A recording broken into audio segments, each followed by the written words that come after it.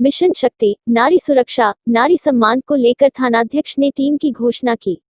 स्योहारा। उत्तर प्रदेश सरकार के अभियान मिशन शक्ति, नारी सुरक्षा, नारी सम्मान को लेकर एक कार्यक्रम स्योहारा थाना प्रांगण में देर शाम आयोजित हुआ, जिसमें 12 मजबूत महिला समाज सेवियों को लेकर एक टीम गठित की गई, जिसकी अध्यक्ष श्रीमती ज्योति किरण राणा को बनाया गया तथा नगर की वरिष्ठ डॉक्टर श्रीमती लिपि वर्मा को उपाध्यक्ष की जिम्मेदारी दी गई। इसके अलावा श्रीमती फरहा परवीन, श्रीमती पूनम देवरा, श्रीमती बबीता देवी, श्रीमती इंदु वर्मा आदि को सदस्य बनाया गया। तेज तर्रार महिला पुलिसकर्मी जूली त्यागी को एंटी रोमियो एवं मिशन शक्ति की देखरेख की जिम्मेदारी मिली, जिसमें महिला पुलिसकर्मी ज्योति त्यागी ने बताया कि वह दी गई जिम्मेदारी को सादी ड्रेस में रहकर स्कूल कॉलेज के बाहर एवं सुनसान सड़कों पर नजर रखकर एंटी रोमियो को सबक सिखाने का काम बखूबी निभाना जानती है और नारी शक्ति का जीता जागता उदाहरण है। सदस्य फरहा परवीन ने कहा कि यदि लड़कियां और महिलाएं हिम्मत करके अपने साथ हो रहे अत्याचार का सामना बिना डरे करें तो वो दिन दूर नहीं जब महिलाओं और लड़कियों के साथ हो रही छेड़छाड़ की घटनाएं न के बराबर रह जाएगी।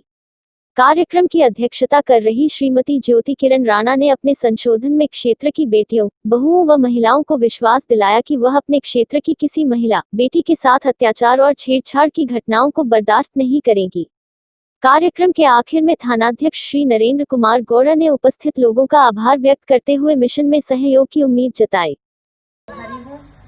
और सभी को मैं नवरात्रों की शुभकामनाएं देना चाहूँगी। मुख्यमंत्री जी योगी आदित्यनाथ जी ने महिलाओं की सुरक्षा के लिए, बालिकाओं के अपराधों को रोकने के लिए एक विशेष मिशन चलाया है, जिसका नाम मिशन शक्ति दिया गया है। पुलिस में ये अभियान जो है सर्वोच्च प्राथमिकता पर है।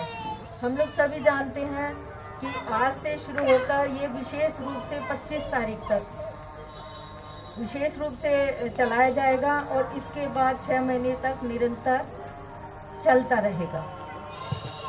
इसके तहत मैं सभी महिलाओं से ये कहना चाहूँगी कि हम लोग परिवार की जिम्मेदारी तो बहुत बखूबी निभाते हैं, लेकिन हमारी समाज के लिए, नैतिकता के लिए हमें कुछ और भी कार्य आगे बढ़कर करना पड़ेगा।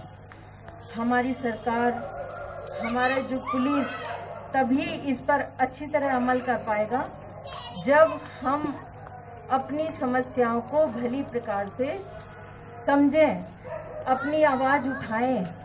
और बहुत सी, मैं गांव में रहती हूँ, बहुत सी महिलाओं को इस विषय में ज़्यादा जानकारी नहीं है, तो जिनको आदरणीय अध्यक्ष महोदय व यहाँ पर उपस्थित समस्त बहनें व समस्त भाई व समस्त मित्रगण,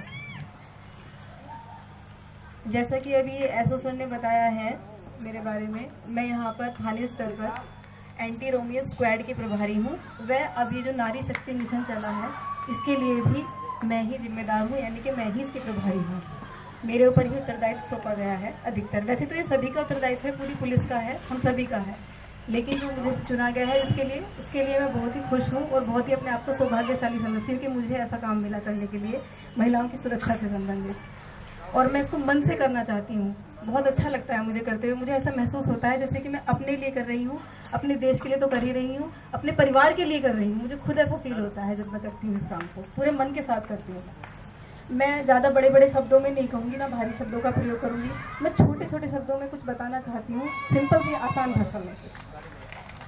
महिलाओं को, बच्चियों को, हम जब हमारे घर में छोटी बच्चियाँ होती हैं तो बचपन से ही सिखाते हैं, अब तो नहीं पता, लेकिन पहले यही सिखाया जाता था कि बेटा अगर कोई तुम्हें कमेंट कर रहा है या कोई रास्ते में कुछ कह रहा है, चुपचाप आंखें नीचे करो, निकल जाओ, इग्नोर करो।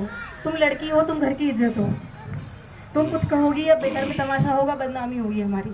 ये सोच अधिकतर रही है अब तक। तो मैं सभी को नहीं कहती कि सब ऐसा सिखाते हैं, लेकिन कहीं ना कहीं ऐसा था, हम भी जानते हैं, हमने भी सुना है ऐसा अपने घर में, परिवार में। तो ये सोच अब बदलती जा रही है। बहुत खुशी है मुझे, महिलाएं भी आगे बढ़ रही हैं, समझ रही हैं हर चीज़ को। और नारी शक्ति के साथ साथ मैं एक और विषय उठाना चाहूँगी। महिला, ये सारी बातें तो हो चुकी हैं, महिलाओं को क्या करना चाहिए, कैसे लड़ना चाहिए, क्या करना, लेकिन एक चीज़ जो कहीं छूट रही है वो ये है कि महिलाओं को तो जो करना है वो करना ही है। जो उनके साथ में गलत करते हैं, कमेंट्स करते हैं, वो कौन होते हैं? वो हमारे और आपके घरों में से होते हैं ना शायद। या कोई बाहर से तो नहीं आता, उनको भी हमें, बेटों को भी हमें समझाने की ज़रूरत है। बेटियों को समझाने के साथ साथ बेटों को भी समझाने की ज़रूरत है कि हमारे और आपके घरों में से ही बेटे होते हैं, कहीं बाहर से नहीं आते हैं।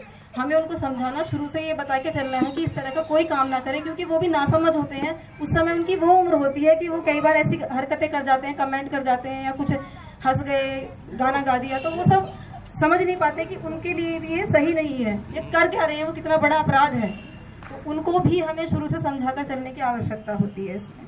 और हम यही करते हैं, हम घूमते हैं, कई बार सादा वस्त्रों में घूमते हैं, वर्दी में भी घूमते हैं, लड़के हमें मिलते भी हैं, कई बार ऐसा होता है हमारे ऊपर भी कमेंट करते हैं, ऐसा नहीं है। हम खुद सुनते हैं, लेकिन उनको हम चेतावनी देते हैं, समझाते हैं और वहीं पे छोड़ते हैं, नाम पता पूरा नोट करते हैं उनका।